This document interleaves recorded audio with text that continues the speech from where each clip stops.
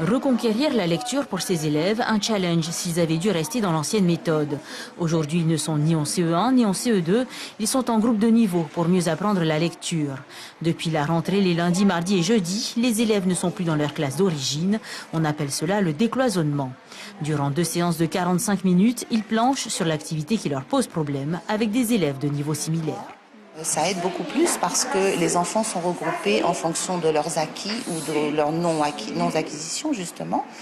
Et déjà pour leur estime d'eux-mêmes, c'est important parce qu'ils se retrouvent avec des enfants qui ont les mêmes capacités qu'eux. Et ensuite, pour pouvoir les amener un peu plus loin par rapport à ce qu'ils ont déjà, c'est important d'être avec un groupe qui nous correspond. Les élèves avec plus de difficultés sont ainsi réunis pour apprendre au même rythme et recevoir une attention plus poussée. Ici, pas de peur de se sentir dévalorisé car tout le monde a des difficultés et des acquis semblables. En 2 séances, beaucoup de progrès. Des enfants qui ne connaissaient aucune voyelle. La 2e séance, déjà, on voyait qu'ils avaient intégré A, E, I, O, ne serait-ce que ça, quoi. Donc, c'est très bénéfique, je pense. Oui. On voit qu'ils ne sont pas du tout dissipés en plus.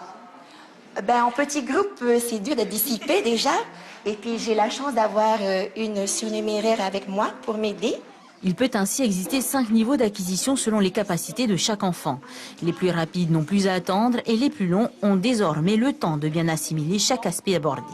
C'est toute une remise en question parce que là, il faut vraiment s'adapter aussi bien au programme qu'aux enfants, mettre en place des situations qui pourront vraiment aider les enfants, chaque enfant.